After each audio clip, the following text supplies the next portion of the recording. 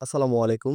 আপনারা হয়তো ইতিপূর্বে অবগত আছেন, ৯ মাস থেকে শুরু করে ১৫ বছর বয়স পর্যন্ত সকল শিশুকে বিনামূল্যে টাইফয়েড টিকা প্রদান করা হবে। তো আপনারা আপনাদের হাতে থাকা মোবাইলে অথবা কম্পিউটার দিয়ে কিভাবে এই টাইফয়েড টিকার আবেদন করবেন, চলুন সেটি দেখে দিই। সর্বপ্রথম আপনারা আপনাদের যেকোনো একটি ব্রাউজারে চলে যাবেন। সেখানে গিয়ে সার্চ করবেন ভ্যাক্স ইপিআই লিখে। তো প্রথমে যেটা আসবে সেটা চিলড্রেন পোর্টাল নামে যে অপশনটা, এখানে ক্লিক করবেন। এরপরে আপনাদের সামনে এই যে নিবন্ধন করুন নামে যে অপশনটি আছে, এখানে ক্লিক করে টাইফয়েড টিকা নামে যে অপশনটি আছে সেখানে ক্লিক করবেন। এরপরে আপনারা আপনাদের জন্ম নিবন্ধন অনুযায়ী আপনাদের আপনাদের জন্ম তারিখ দিয়ে দিবেন। এরপরে জন্ম নিবন্ধন যে নাম্বার ১৭ ডিজিটের যে নাম্বারটা আছে সেটা দিয়ে দিবেন।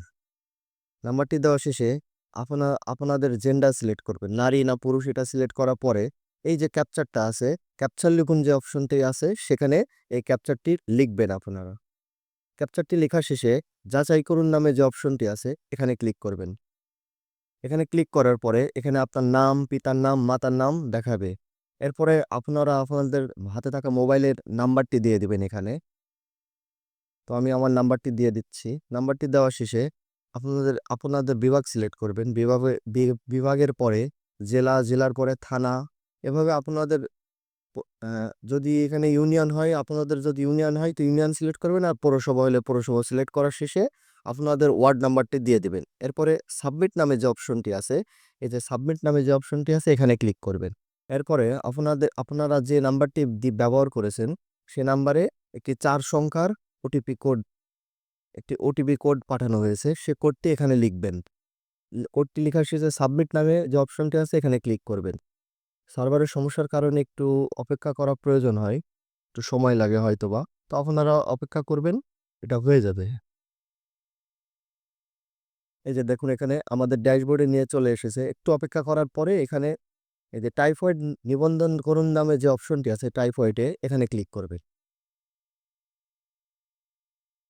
এখানে ক্লিক করার শেষে নিবন্ধন করুন নামে যে অপশনটি আছে, এই যে আমি দেখাচ্ছি এখানে ক্লিক করবেন। এরপরে এখানে আছে শিক্ষা প্রতিষ্ঠানে অধ্যয়নরত নবম শ্রেণী হতে নবম শ্রেণী ও সমমান শ্রেণী পর্যন্ত শিক্ষার্থী, অথবা শিক্ষা প্রতিষ্ঠান বহির্ভূত ৯ মাস থেকে ১৫ বছর বয়স পর্যন্ত শিক্ষার্থী।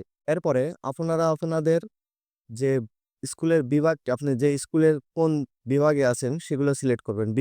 বিভাগ, জেলা, থানা, ইউনিয়ন সব সিলেক্ট করার শেষে দেখবেন আপনাদের যে প্রতিষ্ঠানে অধ্যয়নরত আছে, যা যে নিবন্ধন দিয়ে আপনারা নিবন্ধন করছেন, সে যে প্রতিষ্ঠানে পড়ে সে প্রতিষ্ঠানের নাম এখানে দেখাবে।